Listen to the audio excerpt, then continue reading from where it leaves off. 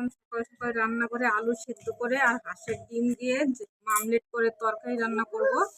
কিভাবে করি দেখতে থাকো। এখানে আমি 4-5টা বড় বড় আলু সিদ্ধ করে ছুলে হাত দিয়ে ভেঙে নিচ্ছি, আর এখানে 3টা হাঁসের ডিম নিয়ে নিচ্ছি। হাঁসের ডিমগুলো আমলেট করে তরকারি করব। এখন আমি আগে প্রথমে কয়েকটা রসুন, একটা ছোট একটা পেঁয়াজ আর একটু আদা বেটে নিব। বাটা দিব, ওর জন্য আমি প্রথমে বেটে নিই। এই যে পেঁয়াজ রসুন আদা কিন্তু বাটা হয়ে গেছে, উঠিয়ে নিলাম, খাই নিলাম। ডিমগুলো আমলেট করে নিব, তার জন্য এখানে আদাটা পেঁয়াজ কুচি করে নিচ্ছি, কাঁচা লঙ্কা কুচি করে নিচ্ছি, কয়েকটা রসুনের কুচ কুচি করে নিচ্ছি। এগুলো ভেঙে দিয়ে দিব।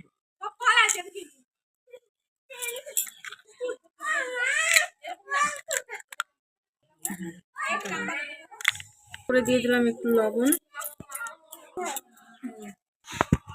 আমি মরলে পরে পয়সা দিব। যে ব্যথায় ভুগতেছি গেছে, এখন হেয়ার এই যে কতদিন কাম করছে, এখন ওই যে আবার বাড়িতে বসে গেছে। একটু ঘুটে নিলাম, ঘুটে নিলাম।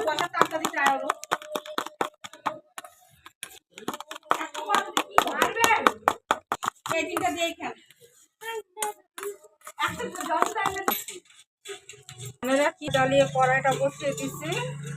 এখন কড়াইটা গরম হয়ে গেছে, এখন ডিমগুলো ভেজে নেব, তার জন্য একটু সরষের তেল দিয়ে দিলাম।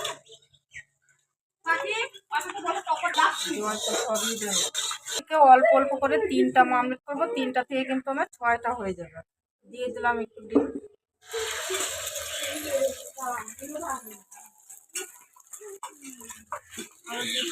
তোরা কথাই এখন হলো আমলেটটা বসিয়ে নেব। আমার বলে মার দিল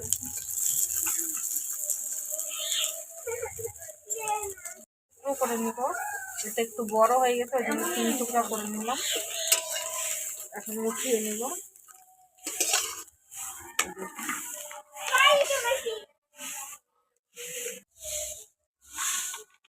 দিয়ে দিলাম আবারও।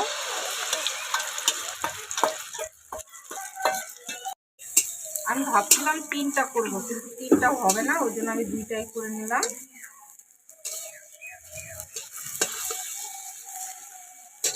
ভাজা হয়ে গেছে, এখন কষিয়ে দিব তরকারিটা।